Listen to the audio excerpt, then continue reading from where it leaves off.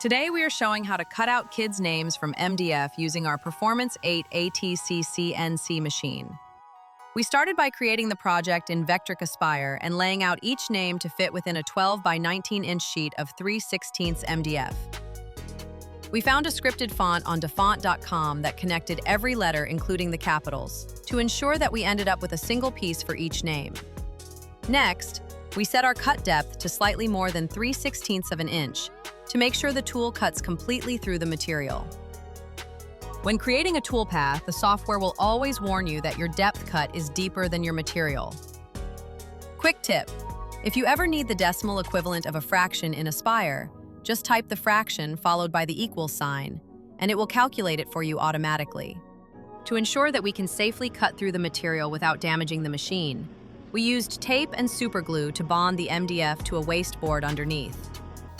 Once that was set, we changed tools to an Amana 1/8-inch upcut end mill, perfect for clean detail work and efficient chip evacuation.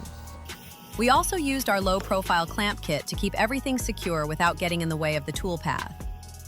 With the setup complete, we selected the file from our USB stick and transferred it directly to the iCNC controller. We set our X and Y origin at the top left corner of the material, then used the tool touch-off to accurately set the Z-axis 0. From there, it is time to cut.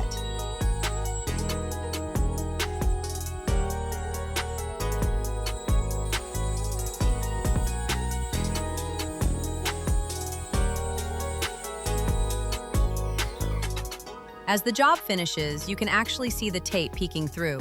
That's exactly what you want. It tells you the depth was set perfectly and the cut went all the way through. After that, it's just a matter of removing the finished pieces from the scrap material.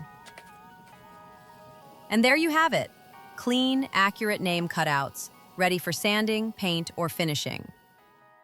To learn more about our selection of CNC products, visit simplytechnologies.xyz or give our team a call anytime.